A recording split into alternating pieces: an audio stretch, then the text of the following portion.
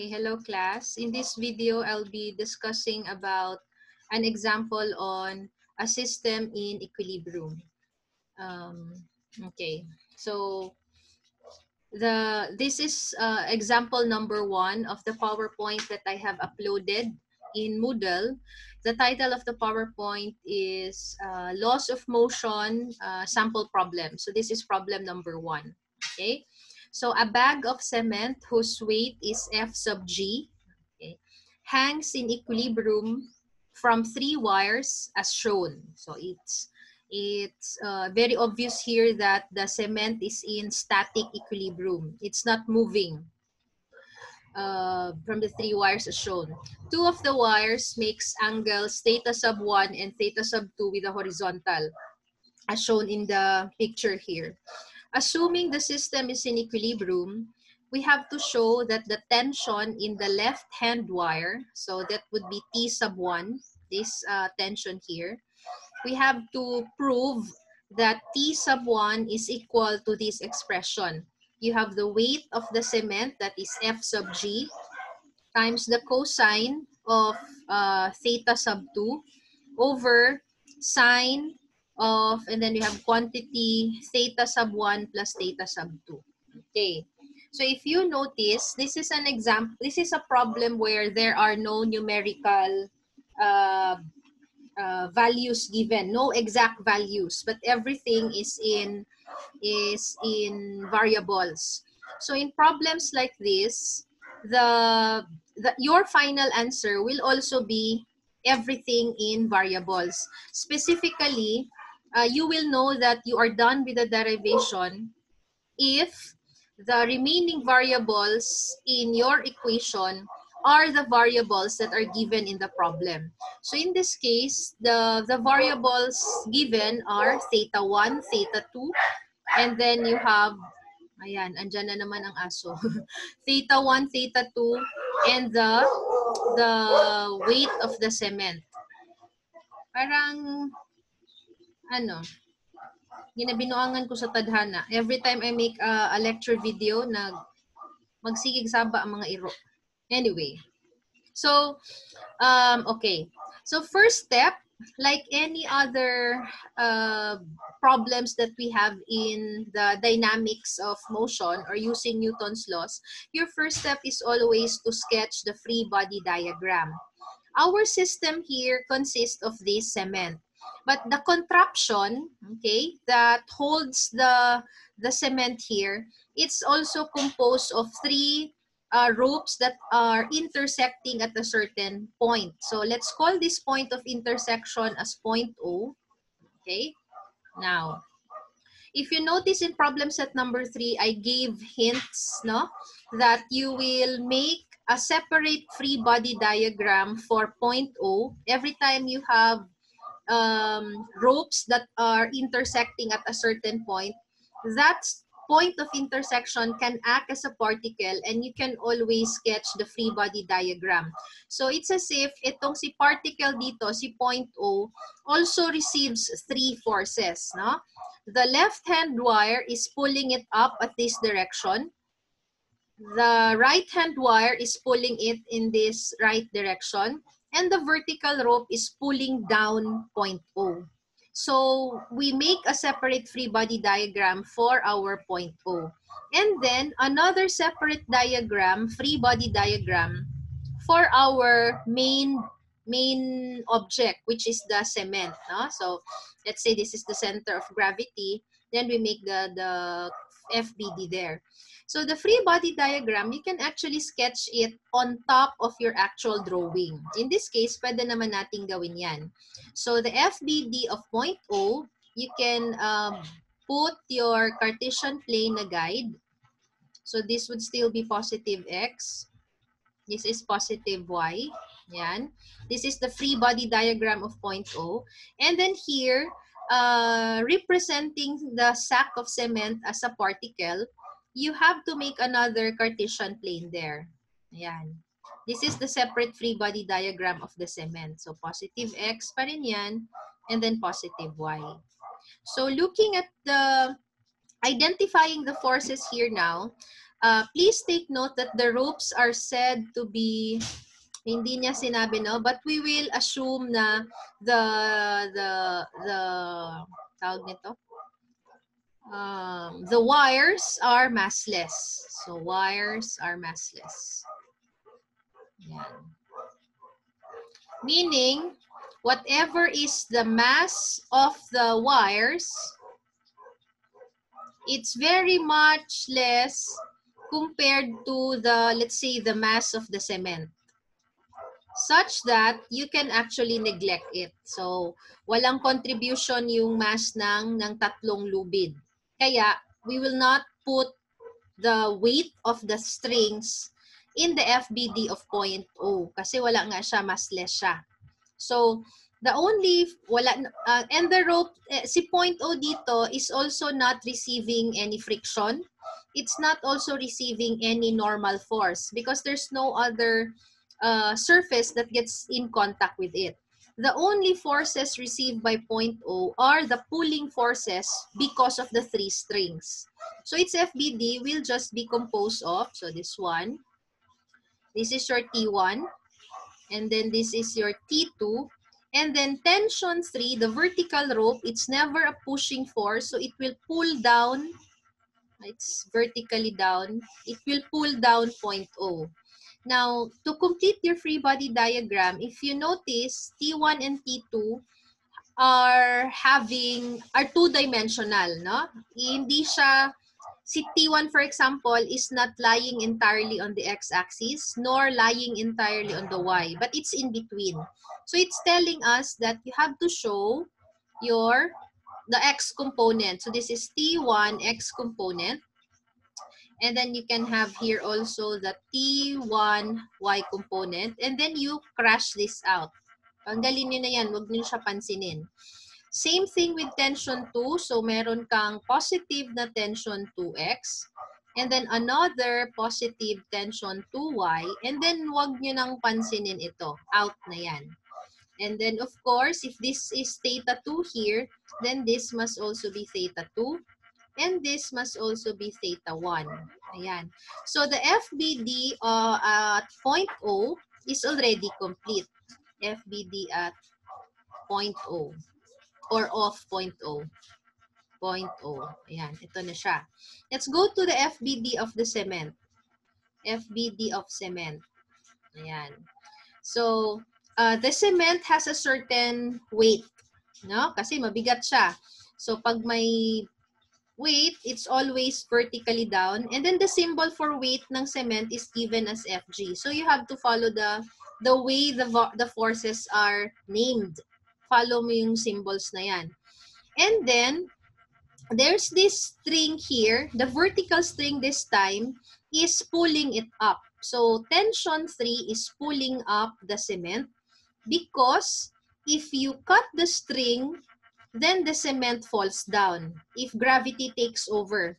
So, T3 here counteracts the weight of the cement. There are no other tensions kasi wala namang rope na nakakabit sa kanya. Walang surface in contact, so walang normal force. Walang friction. So the free body diagram of our cement now is already complete. Okay?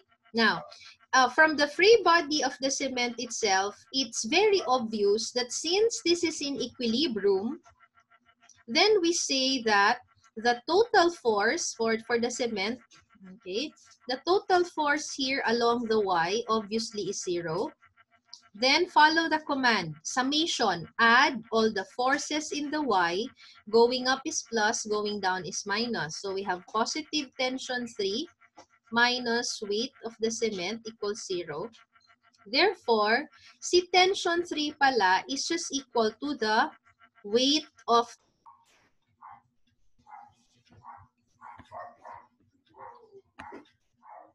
okay. My signal stopped, so I don't know if this will continue recording. Where was I? How to check?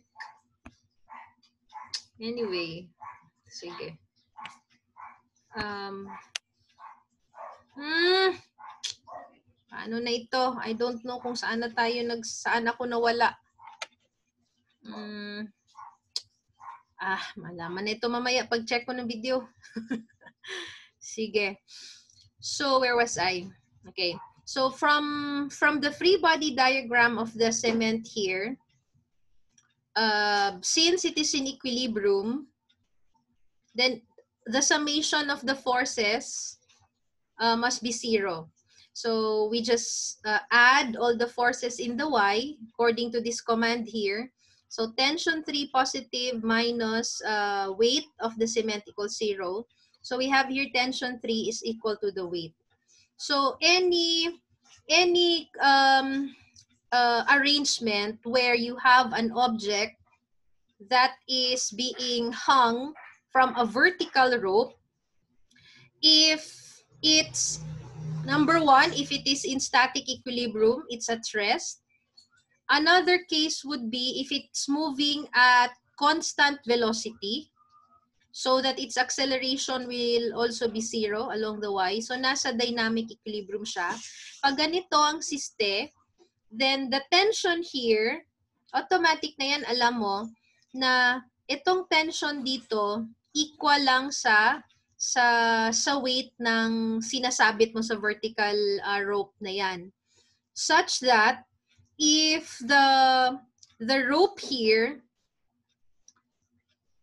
cannot supply the force that is at least equal to the weight of the object na pinagtalian sa kanya, then the molecules of the rope will start to break loose and magfa-fracture yan, maputol, kung hindi kakayanin ng structure ng lubid. Okay? Kaya, it just makes sense that if you want to hang an object that is heavy, you have to look for a stronger rope, of course. Diba? Lalo na pag mag-accelerate ito. If you, say for example, pull this up and speeding, no?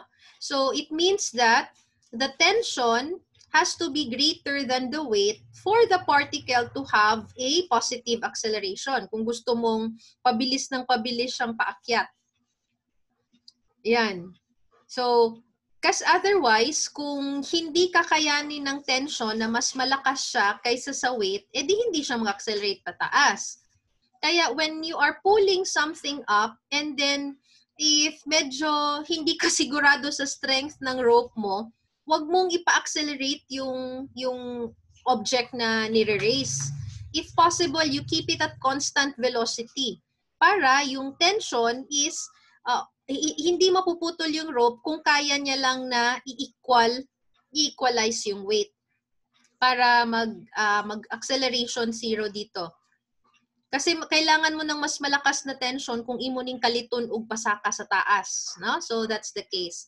So but if it's in equilibrium, whether static equilibrium or dynamic equilibrium, you immediately know that the vertical tension here is always equal to the weight. Kung silang duha lang na, diha ha? Ayan, so something like that. So let's go back here. After establishing your FBD, then we now create or establish our equation. So this time, let's guide our readers. We want to use, using the FBD of point O. Okay. So using the FBD of point O, I can say, for example, I want to use muna, ano ba yung ginamit ko? Si X muna. So, summation of all the forces in the X at point O, 0 kasi equilibrium. And then using the FBD here, I'll have positive T2X minus T1X. Dalawang forces lang sa horizontal equals 0. So, I can say, sa may gusto na ko dere.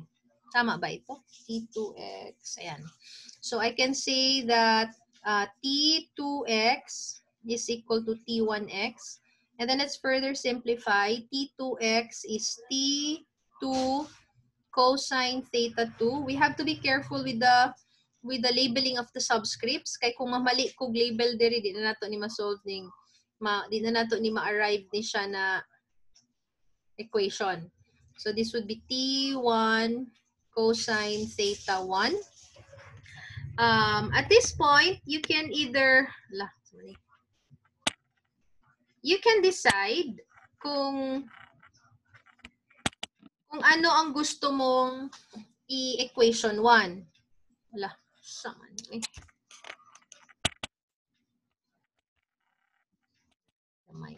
Anyway, sige. So, pwede kong sabihin na, hindi naman siya mo control.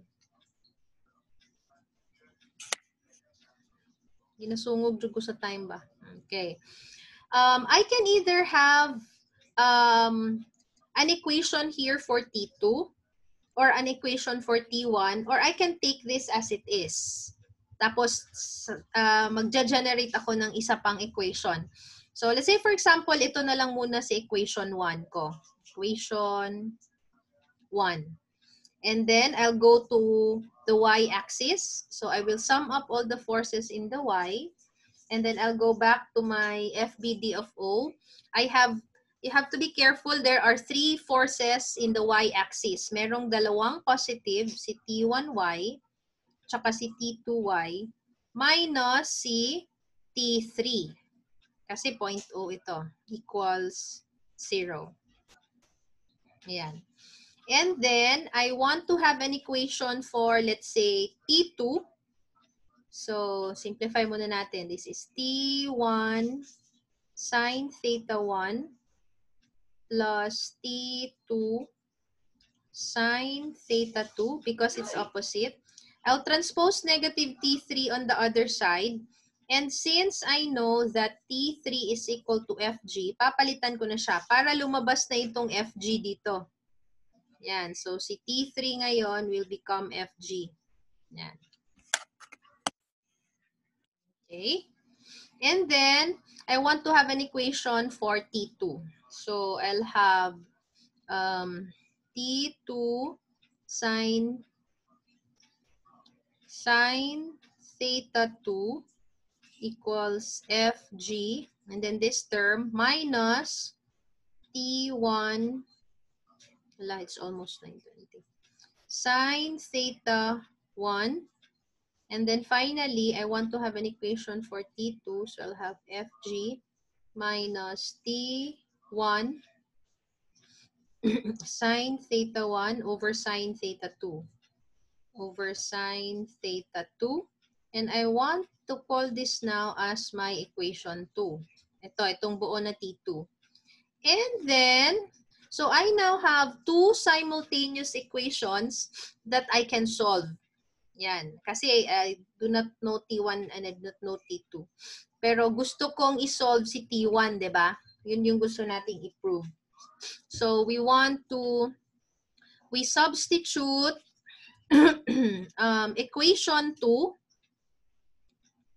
in equation 1 to solve for T1. And that's what we are going to do now. So I will write equation T2 first. I mean T1. So si T1 is T2 cosine theta 2 equals T1 cosine theta 1. Cosine theta 1. Tapos si T2 ngayon, palitan ko ng color para mag-color code tayo. T2. So si T2, papalitan ko nito. I'll say that, lalagay ko siya sa parenthesis kasi dalawang terms. FG minus T1 sine theta 1 over sine theta 2. So this is now the substitute for T2. And then I still have cosine theta 2 equals T1 cosine theta 1. Okay, that's next. So algebra takes over. We can distribute cosine theta there. Multiply mo siya dyan and then multiply mo siya dyan. Okay, so follow me. FG cosine theta 2. So I'll have here sine theta 2 minus T1 This is just distributive property, of course. Cosine theta 2 over sine theta 2. And then right-hand side is T1 cos theta 1. Okay? Next, we want to put together in one side of the equation the terms that have T1. So, itong term na ito at saka itong term na ito, they both have T1. They have to be in one side of the equation para ma-factor out natin. So, I'll have FG cos theta 2 over sine theta 2 equals, I'll have T1 cos theta 1. And then this term becomes positive. T1 sine theta 1 cosine theta 2 over sine theta 2. Ayan. And then, what do we do next? We factor out T1. So, this is still the same. Ayan. Lumabas na si FG cosine theta. No? Hayag-hayag na gamay. And then, factoring out T1 so that ang matira sa first term, si cosine theta 1 na lang. Ang matira dito, sine theta 1 cos theta 2 over sine theta 2. So, this is now, these are trigonometric expressions at the same time rational, no? Parang fraction na may trigo. So, like what you learned in your grade school fractions, we add this dissimilar fractions, no? So, the LCD would be sine theta. So, our LCD is sine theta 2. So, sine theta 2 divided by 1 is still sine theta. So, we just multiply cosine theta times the LCD. Plus, ito, divide by this equals 1. So, we just copy sine theta 1 cos theta 2. FG cos theta 2 over sine theta 2. Ayan. And then, what else?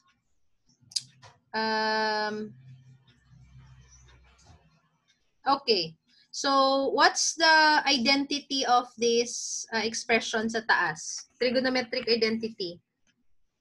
You have, so if you recall, trigonometric identity. You have two angles here, theta 1 and theta 2. Tapos, it's the sum of the products of this cosine and sine.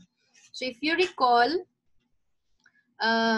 if you have the cosine of the first angle times the sine of the second angle plus the sine of the first times the cosine of the second, this is identical with the sine of the sum of the two angles. Yan, A plus B, if you recall.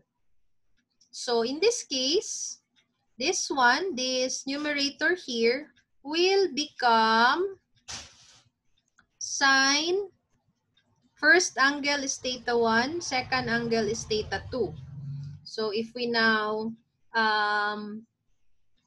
tawag nito, cross multiply to get T1, this becomes FG cos theta 2. I'm still rewriting this left-hand side. And then, we multiply it by the reciprocal of this coefficient here. Times, so si sine theta 2 magiging numerator. And then, ito magiging denominator. Sine theta 1 plus theta 2. And then, ayan na. Si tension 1 na lang ang natira. Okay? So, obviously, this is just equal to 1.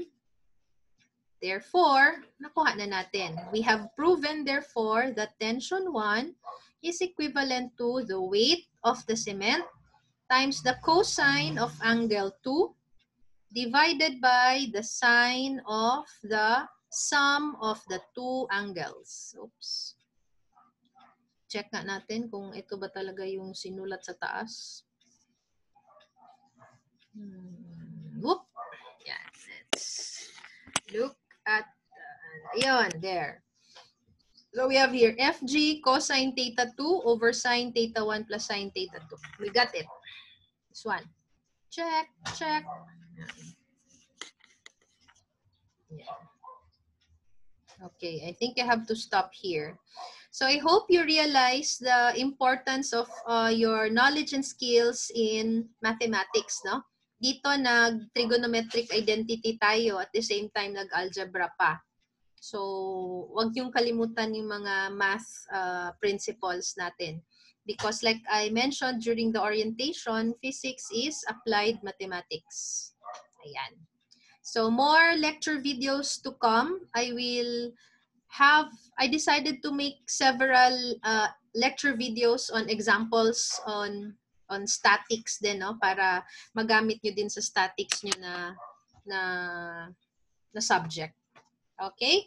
God bless you, and until the next video, stay well.